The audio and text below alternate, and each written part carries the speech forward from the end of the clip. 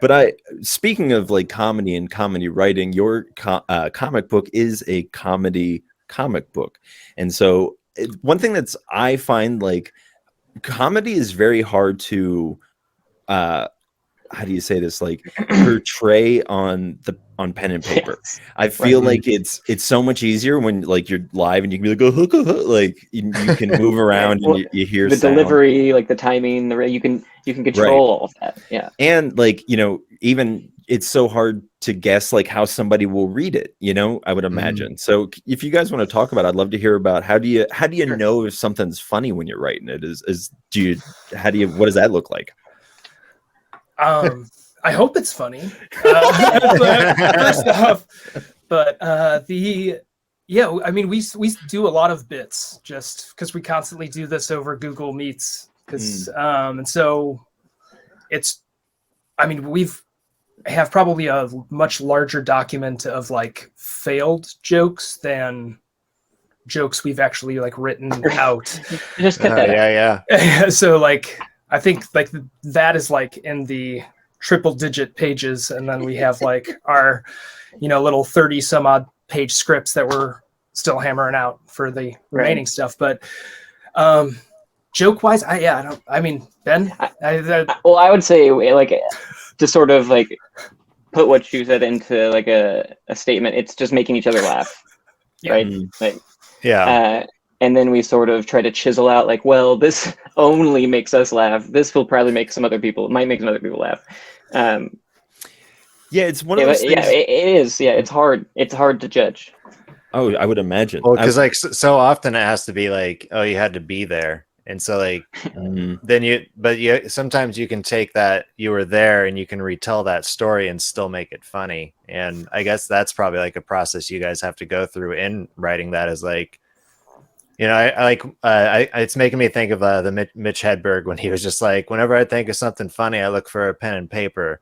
If I can't find a pen and paper, just convince myself it wasn't funny in the first place.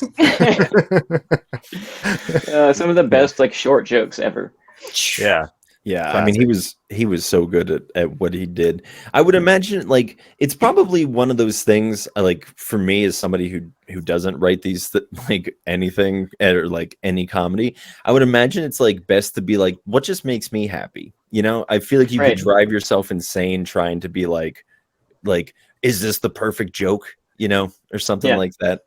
Just getting lost in your own head. I think, you nailed it.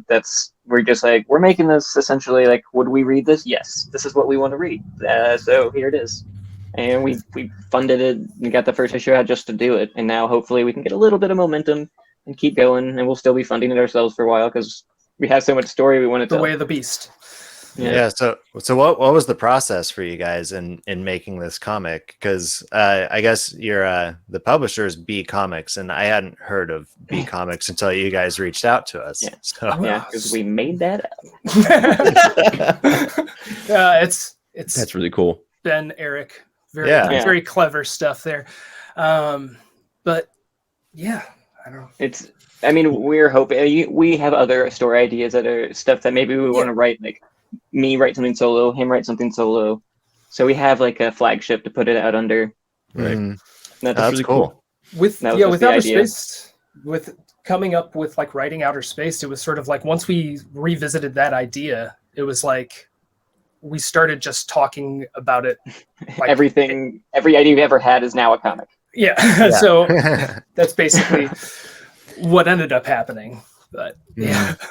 Well, good on you, man. Because like I try to sit down and like think of just story ideas, and like it's like banging a gong, like nothing happens, just empty like reverberation in my head. So I'm like, what's a story?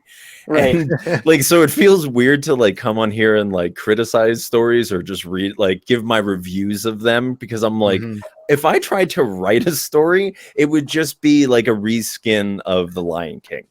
Like, which is already a retelling of Shakespeare. That's true.